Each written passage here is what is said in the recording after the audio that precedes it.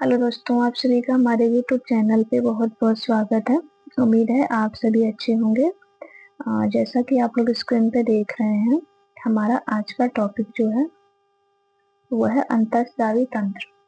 अंतःस्रावी तंत्र हम लोग आज पढ़ेंगे। इसके पहले हम लोगों ने स्पाइनल कॉर्ड का जो टॉपिक है वो कवर कर रखा है। वो हमारी फर्स्ट क्लास थी और ये आज की दूसरी क्लास है। तो आइए हम स्टार्ट करते हैं। सबसे पहले हम ये जानेंगे कि ग्रंथि क्या होती है। ग्रंथि हम साधारण शब्दों में ये कहें तो शरीर में एक ऐसा भाग होता है जो हमारे शरीर में पदार्थों के उत्सर्जन में अपनी भूमिका निभाती है। उसको हम ग्रंथि कहते हैं। ये ग्रंथियां जो होती हैं इसको 3 भाग में डिवाइड किया गया है। ग्रंथियों को 3 भाग में डिवाइड किया गया है। पहली है बहिस्रावी ग्रंथि, दूसरा है अंतःस्रावी ग्रंथि और तीसरा है मिश्रित ग्रंथि। एक्सोक्राइन ग्लैंड, इंडोक्राइन ग्लैंड और मिक्स्ड ग्लैंड, ये तीनों हमारी ग्रंथियां हो गई। ठीक है, तो हम पहले जानने की कोशिश करेंगे कि ये बहिस्रावी ग्रंथि क्या होती है। ठीक है, पहले हम बहिस्रावी ग्रंथि के बारे में पढ़ेंगे। तो हम ये देखेंगे कि बहिस्रावी ग्रंथि क्या होती है। हाँ, तो बहिस्रावी ग्रंथि का कार्य क्या है, अंतःस्रावी ग्रंथि का क्या कार्य है, या फिर मिश्र ग्रंथि जो होती है इसका क्या कार्य होता है। तो बहिस्रावी ग्रंथि में हम देखेंगे तो बहिस्रावी जो ग्रंथि होती है इसमें इससे एंजाइम का सिक्रेशन होता है। बहिस्रावी ग्रंथि से जो है कि एंजाइम का स्रावण होता है। और जो हमारी अंतःस्रावी ग्रंथि है इसमें जो होता है कि इसमें से हार्मोन का स्रावण होता है। साधारण शब्दों में हम ये कहें, नॉर्मल भाषा में ये कहें, बहिस्रावी ग्रंथि में एंजाइम बनते हैं और जो अंतःस्रावी ग्रंथियां हैं वहां पे हार्मोन बनते हैं। मिश्रित का मतलब कि यहाँ पे ये दोनों से मिलके बना है, मतलब कि बहिस्रावी ग्रंथि और अंतःस्रावी ग्रंथि। ये जो मिश्रित ग्रंथि है इसका ये मतलब हुआ कि ये जो है अंतःस्रावी ग्रंथि और बहिस्रावी दोनों से मिलकर के बना है। तो यहाँ पे एंजाइम और हार्मोन दोनों का जो है स्रावण होता है। ये हमारा फर्स्ट पॉइंट क्लियर हो गया। और जो है अंतःस्रावी ग्रंथि क्या होती है कि इसमें जो होती है कि नलिकाएं जो है पाई जाती हैं। ठीक है, तो इसके माध्यम से पूरे शरीर में जो है एंजाइम जो है जाता है। लेकिन जो ये बहिस्रावी ग्रंथि में पाया जाता है, लेकिन अंतःस्रावी जो ग्रंथि है इसमें नलिकाएं नहीं पाई जाती हैं। तो हम ये सोचेंगे कि जब नलिकाएं पाई नहीं जाती हैं तो ये जो है हार्मोन जो है ये हमारे शरीर में जाएगा कैसे। तो जो हार्मोन है वो ब्लड के माध्यम से पूरे शरीर में हार्मोन का जो होता है वो पहुंचता है ब्लड के माध्यम से।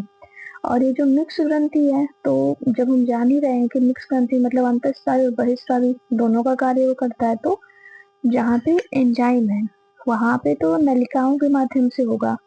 हाँ, जहाँ पे नलिका पाया जाता है तो वहाँ पे एंजाइम के माध्यम से होगा। और जहाँ पे हार्मोन होगा तो वहाँ पे ये ब्लड के माध्यम से अपना कार्य करता है। तो हम आइए देखते हैं पहले कि जो अंतःस्रावी ग्रंथि है,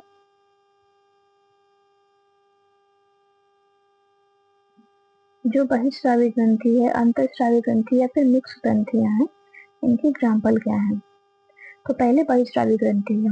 बहिस्रावी ग्रंथि में हम पहला एग्जाम्पल देखेंगे लार ग्रंथि। तो जो लार है ये हमारे मुंह में बनता है, मतलब इसको हम फील कर सकते हैं। हाँ, हम अपनी आंखों से देख भी सकते हैं कि हाँ हमारे मुंह में लार बना हुआ है।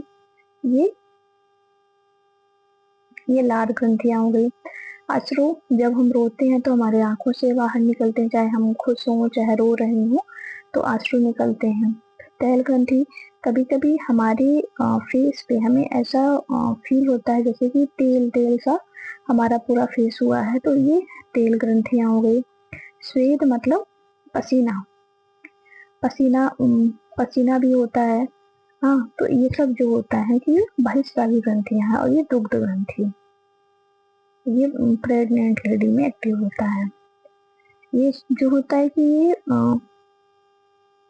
बहिस्रावी ग्रंथि के उदाहरण है। हाँ, अब हम अंतःस्रावी ग्रंथियां देखेंगे। अंतःस्रावी ग्रंथियां में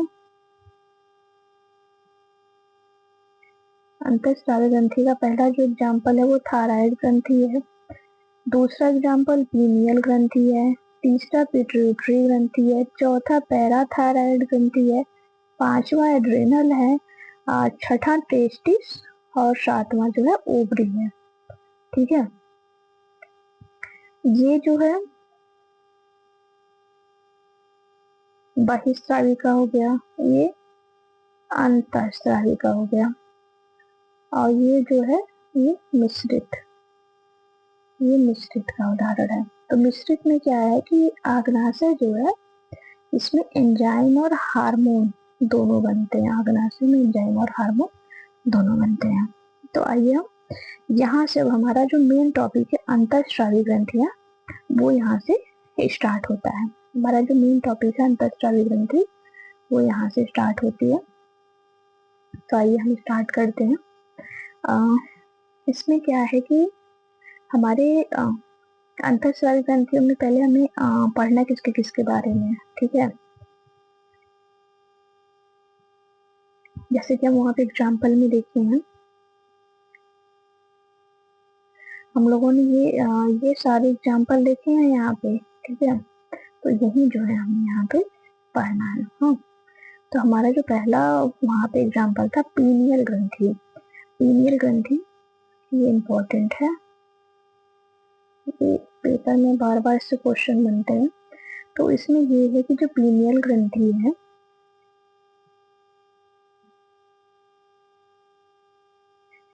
पीनियल ग्रंथि शरीर में सबसे ऊपर मस्तिष्क में पाई जाती है। पीनियल ग्रंथि कहाँ पाई जाती है? शरीर में सबसे ऊपर मस्तिष्क में पाई जाती है। और दूसरा पिट्यूटरी ग्रंथि, ये पीनियल मतलब पीनियल के नीचे, मस्तिष्क में ही पीनियल के नीचे ही पाई जाती है। और थायराइड ग्रंथि जो है ये हमारे गले में पाई जाती है। पैराथायराइड कहाँ पे पाई जाती है? ये गले में पीछे की तरफ पाई जाती है। और पहले से हम स्टार्ट करते हैं फिर से। पीनियल ग्रंथि कहाँ पाई जाती है? हमारे शरीर में सबसे ऊपर जो है मस्तिष्क के पास में पाई जाती है। ये कौन सी ग्रंथि है? पीनियल ग्रंथि है। पिट्यूटरी ग्रंथि कहाँ पे है? ये पीनियल के नीचे, मस्तिष्क में ही पीनियल के नीचे पाई जाती है, पिट्यूटरी ग्रंथि है। पैराथायराइड जो ग्रंथि है, पैराथायराइड ग्रंथि जो है ये हमारे गले में पाई जाती है। सॉरी, थायराइड ग्रंथि हमारे गले में पाई जाती है, और ये पैराथायराइड जो ग्रंथि है ये हमारे गले में पीछे की तरफ पाई जाती है। आइए पांचवा हम देखते हैं एड्रेनल ग्रंथि। एड्रेनल ग्रंथि जो होती है हमारे किडनी के ऊपर पाई जाती है। एड्रेनल ग्रंथि कहाँ पाई जाती है? किडनी के ऊपर पाई जाती है। एड्रेनल मतलब किडनी के ऊपर पाई जाती है। और ये छठा और सातवां नंबर जो है, इसमें क्या है कि टेस्टिस जो होता है ये मेल्स में पाया जाता है, और ये जो ओवरी है ये फीमेल में पाया जाता है। ये जो दोनों है, टेस्टिस और ओवरी, ये दोनों एक ऐसी चीज है जो कि मेल और फीमेल को अलग बनाते हैं। और इसके अलावा मेल और फीमेल में सभी ग्रंथियां समान पाई जाती हैं। तो हमने भी सबसे पहले वहां पे देखा था पीनियल ग्रंथि। ठीक है, आइए हम यहाँ पे पीनियल ग्रंथि से स्टार्ट करते हैं। पहले पीडीएफ थोड़ा सा छोटा करके देख लीजिए पूरा पेज। तो यहाँ पे हमने सबसे पहले पढ़ रखा है ना पीनियल ग्रंथि। तो आइए हम यहाँ पे पीनियल ग्रंथि के बारे में पढ़ेंगे।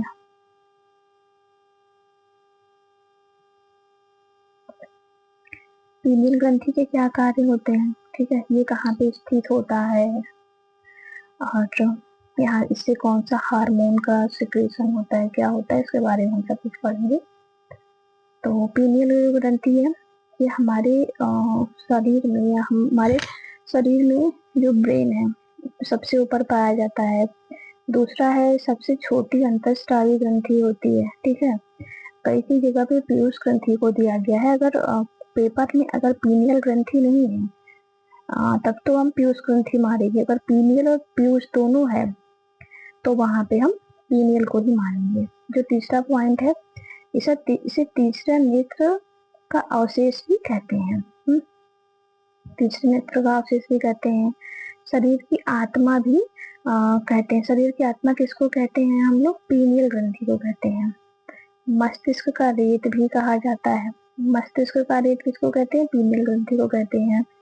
और प्रकाश संवेदी ग्रंथि, प्रकाश संवेदी ग्रंथि कौन सी होती है? पीनियल ग्रंथि होती है। अगर ये आप प्रकाश में निकलते हैं तो ये ज्यादा एक्टिव होती है, और कम निकलते हैं तो ये कम एक्टिव होती है। ठीक है, तो हम पहले पीनियल ग्रंथि के बारे में पढ़ेंगे। क्या होता है? सबसे ऊपर पाई जाती है। ठीक है, ये शरीर में सबसे छोटी अंतःस्रावी ग्रंथि है। तीसरा पॉइंट जो है, ये नेत्र का अवशेष भी, तीसरे नेत्र का अवशेष भी हम इसको कहते हैं। और चौथा पॉइंट जो है, ये शरीर की आत्मा कही जाती है। पांचवा पॉइंट जो है, मस्तिष्क का रेत कहते हैं, और ये प्रकाश के प्रति संवेदी ग्रंथि होती है। पीनियल ग्रंथि से मेलाटोनिन हार्मोन का स्राव होता है। ये मोस्ट इम्पोर्टेंट है। हाँ, ये मोस्ट इम्पोर्टेंट है। इस पे क्वेश्चन बनते हैं कि पीनियल ग्रंथि से कौन से हार्मोन का सिक्रेशन होता है। तो यहाँ पे पीनियल ग्रंथि से मेलाटोनिन हार्मोन का, पीनियल ग्रंथि से मेलाटोनिन हार्मोन का सिक्रेशन होता है। ठीक है, ये इम्पोर्टेंट है। और आइए आगे हम देखते हैं, मेलाटोनिन हार्मोन शरीर के अंदर जैविक घड़ी पर नियंत्रण करता है। जैविक घड़ी का मतलब ये होता है कि जैसे कि हम बाहर देखते हैं कि हम 24 घंटे का अपना एक हमने साइकिल सेट कर रखा है ना, तो सेम उसी तरीके से हमारे बॉडी के अंदर भी 24 आवर की एक साइकिल जो होती है वो डिसाइड की जाती है, तो उसी को हम जैविक घड़ी कहते हैं। वो साइकिल जो होता है कि वो हमें कब सोना है, खाना, जागना, हाँ, हम कब क्या काम करेंगे, उसी के अकॉर्डिंग वो साइकिल वर्क करती है। ठीक है, मेलाटोनिन हार्मोन जो है शरीर में मेलानिन की मात्रा को नियंत्रित करता है। वहां पे हम लोगों ने पढ़ा था ना, पांचवें या छठे पॉइंट में हम लोगों ने पढ़ा था कि, छठे पॉइंट में हम लोगों ने पढ़ा था कि प्रकाश के प्रति संवेदी ग्रंथि होती है। मतलब जब हम प्रकाश में निकलेंगे तो ये एक्टिव होंगी, और नहीं निकलेंगे तो ये एक्टिव नहीं होंगी। तो यहाँ पे लिखा हुआ है ना कि मेलाटोनिन हार्मोन शरीर में मेलानिन की मात्रा को नियंत्रित करता है। और मेलानिन क्या होता है?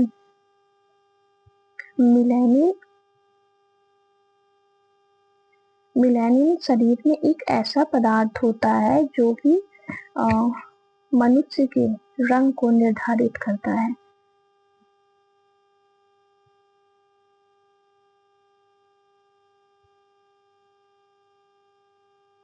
ये रंग के निर्धारण का काम करता है मेलानिन। तो जिसमें मेलानिन ज्यादा होगा उनका रंग जो होगा वो डार्क होगा। ठीक है, और जिसमें मेलानिन कम होगा उनका रंग लाइट होगा, मतलब कि गोरा होगा। ये हम लोगों ने अभी पढ़ लिया पीनियल ग्रंथि के बारे में। ठीक है, तो ये पीनियल ग्रंथि यहाँ पे समाप्त होती है। ये पॉइंट भी इसमें इम्पोर्टेंट है।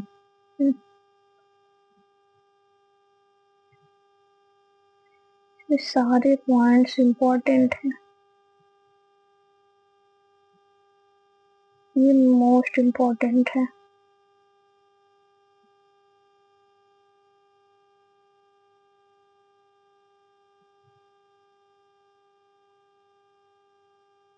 हमारी अगली ग्रंथि जो है वो है पीयूष ग्रंथि, जिसको हम अन्य शब्दों में पिट्यूटरी ग्रंथि के नाम से भी जानते हैं। किस नाम से जानते हैं? पिट्यूटरी ग्रंथि के नाम से जानते हैं। ये स्थित कहाँ होती है? ये जो पीयूष ग्रंथि या फिर पिट्यूटरी ग्लैंड है, ये मस्तिष्क में हाइपोथैलेमस के बगल में।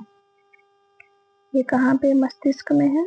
मस्तिष्क में हाइपोथैलेमस के बगल में सेला टर्सिका गर्त में पाई जाती है। ये कहाँ पे पाई जाती है? मस्तिष्क में हाइपोथैलेमस के बगल में सेला टर्सिका नामक गर्त में पाई जाती है। ये भी इम्पोर्टेंट है, ये लाइन इम्पोर्टेंट है, इससे क्वेश्चन बनते हैं। हमारा जो अगला पॉइंट है वो ये है कि इसका जो वजन होता है ये 0.6 ग्राम होता है। मतलब कि एक मटर के दाने के आकार के बराबर में इसका वजन होता है। और ये हमारे शरीर की सारी क्रियाओं को, पिट्यूटरी ग्लैंड या जो पीयूष ग्रंथि है, इसका जो वजन होता है 0.6 ग्राम होता है, और ये हमारे शरीर की सारी एक्टिविटी को, जितनी भी हमारे शरीर में क्रियाएं होती हैं, ये सभी को नियंत्रित करता है। सभी को नियंत्रित करने का काम कौन करता है? तो वो जो है पीयूष ग्रंथि काम करती है। ठीक है, अब हम इसके वजन के बारे में तो हम लोगों ने जान लिया, अब हम इसके कार्य के बारे में जानेंगे।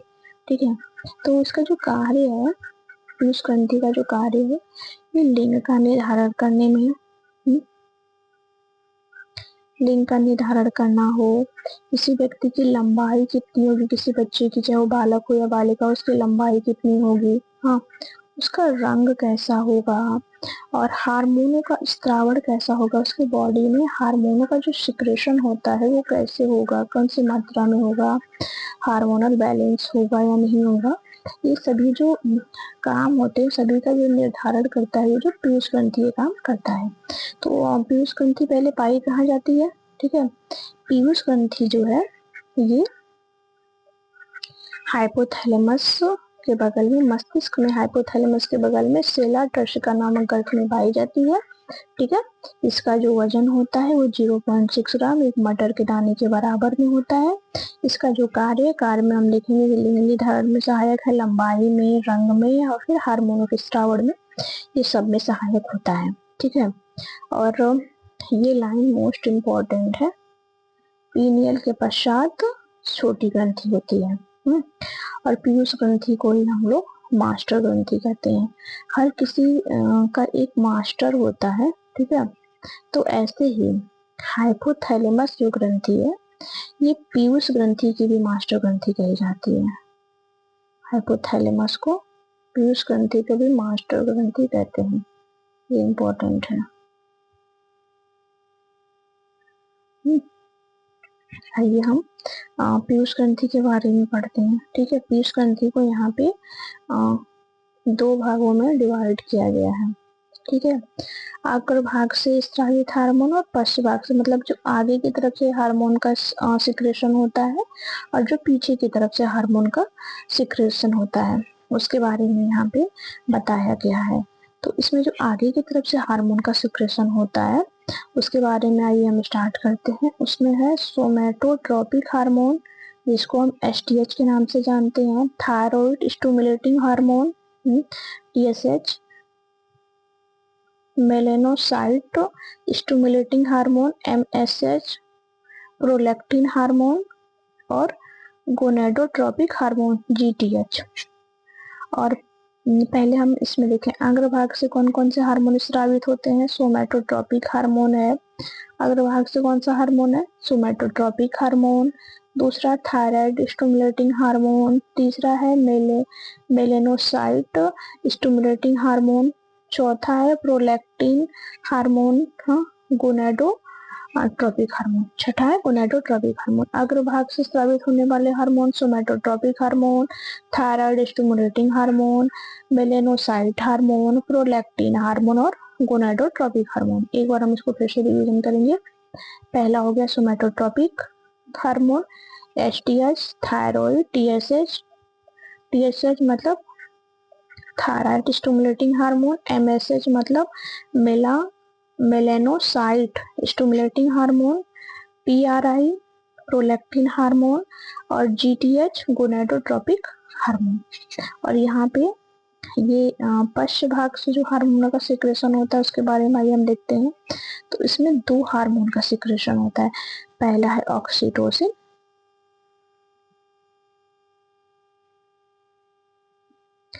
और दूसरा एटीएच हार्मोन है। ये 2 हार्मोनों का सिक्रेशन यहाँ पे होता है। और इसमें जो है एक हार्मोन बच गया है, अग्रभाग से जो है एड्रीनोट्रोपिक हार्मोन, इसका भी सिक्रेशन जो होता है ये अग्रभाग से होता है। एड्रीनोट्रोपिक हार्मोन का भी सिक्रेशन अग्रभाग से होता है। तो अभी हमने वहां पे अग्रभाग से स्रावित होने वाले हार्मोनों के बारे में पढ़ा था, तो आइए हम एक एक करके इसके बारे में पढ़ते हैं। तो पहला था सोमैटोट्रोपिक हार्मोन, हाँ, सोमेटोट्रोपिक हार्मोन के बारे में हमें पढ़ना था। तो यहाँ पे इसके कार्य जो होते हैं उसके बारे में हमें पढ़ना है। तो ये वृद्धि हार्मोन कहे जाते हैं। सोमेटोट्रोपिक हार्मोन का क्या कार्य है, या इसको हम दूसरी भाषा में क्या कहते हैं? तो सोमेटोट्रोपिक हार्मोन को हम वृद्धि हार्मोन कहते हैं। ये लंबाई के बढ़ने में सहायक होता है तथा ये ही डिसाइड करता है कि बच्चे की लंबाई ज्यादा होगी या कम होगी, अगर या फिर एक बराबर होगी। हाँ, जिन बच्चों में सोमेटोट्रोपिक हार्मोन की कमी हो जाती है, तो सोमेटोट्रोपिक हार्मोन की कमी होने पे बच्चे जो होते हैं वो बौनेपन का शिकार हो जाते हैं। ठीक है।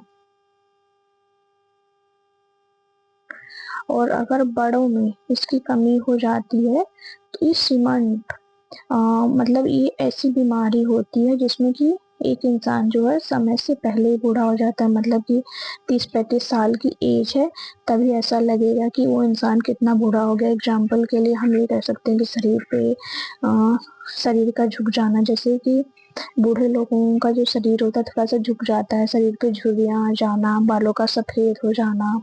हाँ, अपने एज के अकॉर्डिंग काफी बूढ़ा लगने लगना।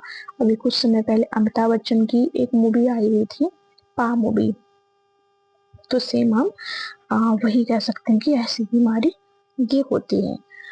और सोमेटोट्रोपिक हार्मोन जो होता है उसकी अधिकता के कारण क्या होता है? उसकी अधिकता के कारण ये होता है कि बच्चे जो होते हैं, बच्चों में क्या होता है कि बच्चे जो होते हैं कि वो बहुत लंबे हो जाते हैं। एग्जाम्पल के लिए हम खली को जैसे देख लें, खली की लंबाई बहुत ज्यादा है। नॉर्मल के हिसाब से, नॉर्मल लोगों के हिसाब से खली की लंबाई बहुत ज्यादा है। और बड़ों में अगर इसकी अधिकता हो जाती है तो वो गोरिल्ला की तरह दिखने लगते हैं। Thyroid stimulating hormone, thyroid stimulating hormone, तो ये जो थायराइड स्टिमुलेटिंग हार्मोन है, थायराइड ग्रंथि इसको बनाती है, इसको प्रेरित करती है कि वो अपने हार्मोनों का स्त्रावण करे। ठीक है। हमारा जो अगला है एड्रीनोकार्टिकोट्रोपिक हार्मोन। एड्रीनोकार्टिकोट्रोपिक हार्मोन ये एड्रीनो ग्रंथि को कार्डियो भाग से निकलने वाले हार्मोन को प्रेरित करता है कि वह अपने हार्मोन का स्त्रावण करें। ठीक है, तो ये हो गया। फिर मेलेनोसाइट स्टिमुलेटिंग हार्मोन। ठीक है, जो हमारा नेक्स्ट हार्मोन है मेलेनोसाइट स्टिमुलेटिंग हार्मोन, यह हार्मोन मेलाटोनिन के विपरीत कार्य करता है। यह मेलानिन के प्रभाव को भी कम करता है। मेलाटोनिन हार्मोन जो होता है यह मेलेनो स्टिमुलेटिंग हार्मोन जो होता है ये मेलाटोनिन के विपरीत कार्य करता है। और मेलेनिन ये जो होता है रंग का निर्धारण करने वाला वर्णक होता है, उसके प्रभाव को भी कम करता है। और हमारा जो नेक्स्ट है वो है गोनेडोट्रोपिक हार्मोन DGTH। यह मनुष्य में जनन ग्रंथि को प्रेरित करता है कि वह अपने हार्मोनों का स्त्रावण करे, चाहे वो मेल हो या फीमेल हो। उसमें जनन ग्रंथि को प्रेरित करता है कि वह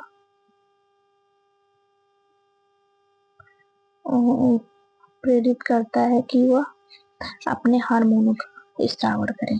ठीक है।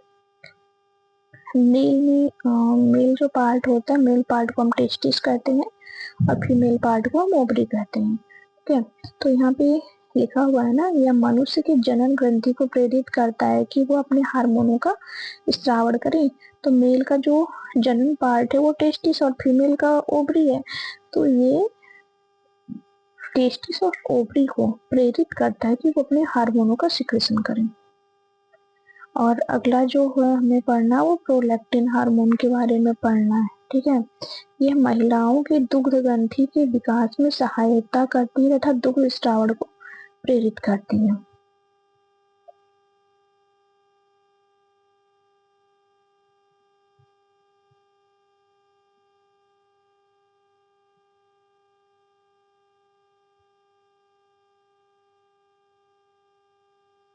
तो हमारा जो है आज का जो टॉपिक है, हमने पढ़ा है अभी पिट्यूटरी ग्लैंड, पीयूष ग्रंथि तक तो हमने पूरा कवर कर लिया है। तो आइए हम स्टार्टिंग से देखते हैं।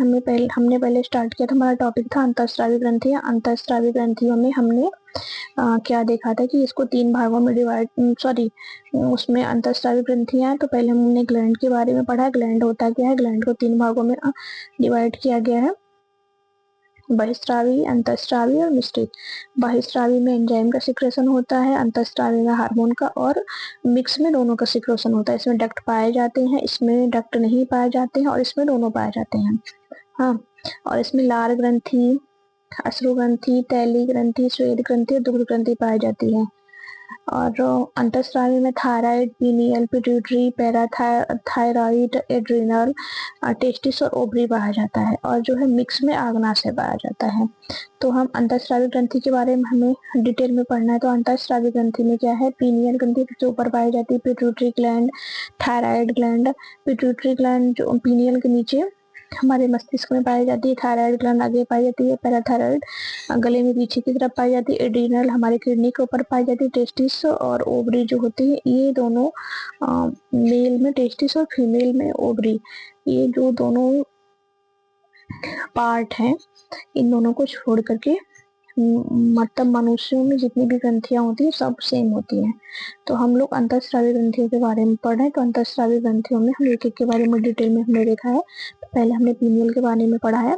पीनियल जो होता है शरीर में सबसे ऊपर पाया जाता है, सबसे छोटी अंतःस्रावी ग्रंथि है। इसको तीसरे नेत्र का अवशेष कहते हैं, शरीर की आत्मा भी कहते हैं, मस्तिष्क का रेत भी कहते हैं, प्रकाश संवेदी होती है। पीनियल को पीनियल ग्रंथि से मेलाटोनिन हार्मोन का स्रावण होता है। मेलाटोनिन हार्मोन शरीर के अंदर जैविक घड़ी पर नियंत्रण करता है। एग्जाम्पल के जैसे हमारा सोना, खाना, जागना, आना जाना, कोई भी कुछ भी काम है तो वो नियंत्रित करता है। मेलाटोनिन हार्मोन शरीर में मेलानिन की मात्रा को नियंत्रित करता है। अगर मेलानिन ज्यादा है तो रंग काला होगा, अगर मेलानिन कम है तो मतलब जितनी मात्रा कम होगी उतना कलर जो होता है वो गोरा होगा। जितनी मात्रा में वो बढ़ता जाएगा उतना कलर ज्यादा डार्क होगा। लेकिन मेलानिन की मात्रा शरीर में ज्यादा होना अच्छा माना जाता है। और फिर हमारा जो था पिट्यूटरी ग्लैंड था, ठीक है। पिट्यूटरी ग्लैंड में क्या है, पिट्यूटरी ग्रंथि मस्तिष्क के हाइपोथैलेमस के बगल में सेला टर्सिका नामक गर्त में पाई जाती है। इसका वजन 0.6 ग्राम होता है। इसका जो कार्य होता है वो लिंग निर्धारण में, लंबाई में, रंग में और हार्मोन का स्रावण में सहायक होती है। पीनियल के पश्चात सबसे छोटी ग्रंथि होती है। पीयूष ग्रंथि को मास्टर ग्रंथि कहते हैं। पैराथायराइड ग्रंथि को मास्टर ग्लैंड भी कहा जाता है। पीयूष ग्रंथि को 2 भागों में डिवाइड किया गया, अग्र पीयूष ग्रंथि और पश्चिम पीयूष ग्रंथि। अग्र पीयूष ग्रंथि से स्रावित जो हार्मोन होते हैं, somatotropic hormone, thyroid hormone, melanocyte hormone है, प्रोलैक्टिन हार्मोन है, गोनेडो हार्मोन है, एड्रिनोट्रोपिक हार्मोन है, और ये ऑक्सीटोसिन और डीडीएच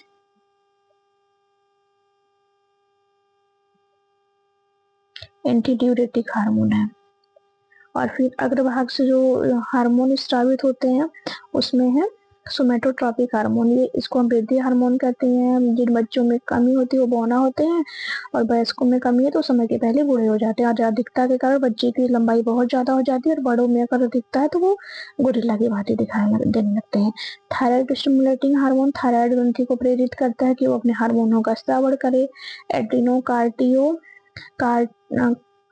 कार्टिकोट्रोपिक हार्मोन, ये एड्रिनो ग्रंथि से स्रावित होने वाला हार्मोन है। और फिर है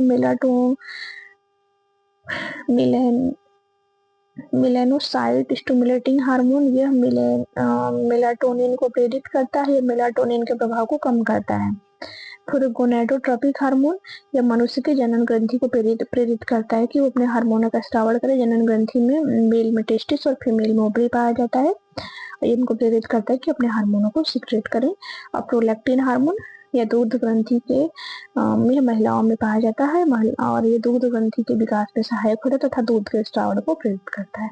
अगर आपको ये वीडियो पसंद आया तो चैनल को लाइक करिए, सब्सक्राइब करिए, और इसके आगे का जो टॉपिक है, अभी हमने देखा पीयूष ग्रंथि, ठीक है। हमने भी इसमें 2 देखा है। हाँ, अंतःस्रावी ग्रंथि में हमने अभी देखा है पीनियल ग्रंथि और पीयूष ग्रंथि। अगला हमारा जो टॉपिक होगा वो थायराइड ग्रंथि होगा, इसके बारे में हम आगे बढ़ेंगे। Thank you.